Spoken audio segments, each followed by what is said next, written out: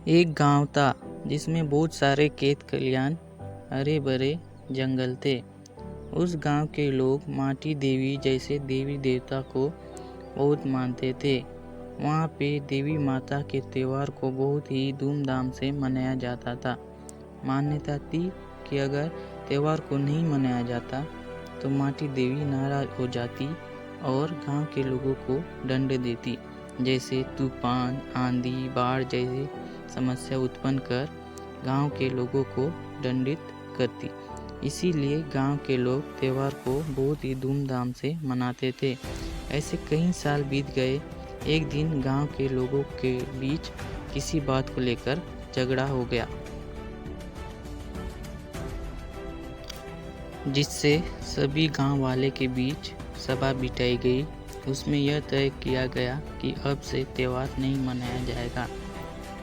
कई दिन बाद त्यौहार पहुंच गया, लेकिन कोई गांव वाले त्यौहार को नहीं मनाए, जिससे माटी देवी नाराज हो गए और इन्हें दंड देने का फैसला किया। देवी ने आंधी, तूफान और बाढ़ उत्पन्न किया, जिससे गांव संकट में पड़ गया। कई घर तबाह हो गए, हर तरफ तबाही मची हुई थी। गांव के लोगों को समझ नहीं आ रहा था कि क्या करें। उन्हें अपनी गलती का पछतावा हो रहा था। सभी देवी को क्षमा मांगने लगे और पूजा पाठ करने लगे। देवी खुश होकर क्षमा कर दिए। तब से गांव में त्यौहार फिर से मनाया जाने लगा। एक दिन गांव के कुछ लोग शिकार करने जंगल में गए थे।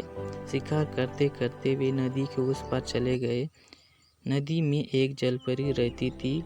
नदी के उस पार जाने पर अचानक बहुत तेज बारिश होने लगती है। नदी में बाढ़ आ गया। वह नदी पार नहीं कर पा रहे थे। तब वह देवी को मदद के लिए पुकारने लगे। देवी उनकी पुकार सुनकर जलपरी से कहती है कि ए जलपरी, आप मेरे लोगों की मदद करें। यह सुनकर जलपरी मदद के लिए तैयार हो जाती है। जलपरी सोचने लगती है कि इनकी मदद कैसे करूं। तभी जलपरी को एक तरकीब सोचती है, क्यों ना मैं एक पेड़ बनकर इन सब को बिठाकर उस पार ले चलूं। जलपरी पेड़ बनकर उन लोगों के पास चली गई। सभी लोग उस पर बैठकर उस पार जाने लगे। एक आदमी को शक हो रहा था कि पेड़ आया कहाँ से और हमारे पास ही क्यों रुका। ये सवाल उसके दिमाग में घूम रहा था। तभी अचानक पेड़ जोर से हिलती है। तब वह आदमी पेड़ को ध्यान से देखता है।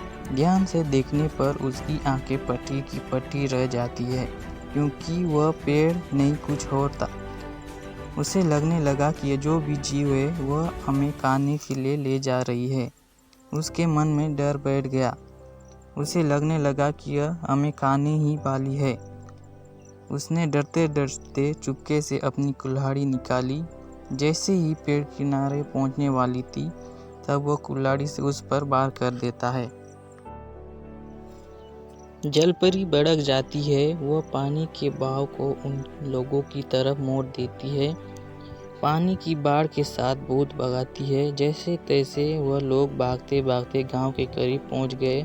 उनके पीछे जलपरी भी पानी के बाढ़ के साथ लगी हुई थी। जैसे ही वो लोग गांव पहुंचे, देवी को मदद के लिए पुकारने लगे। देवी समझ गई कुछ तो गलत हुआ है। देवी देखती है कि जलपरी उनके पीछे पड़ी हुई है। तब देवी मुर्गी का रूप लेकर जोर से कुकड़ू कू करती है।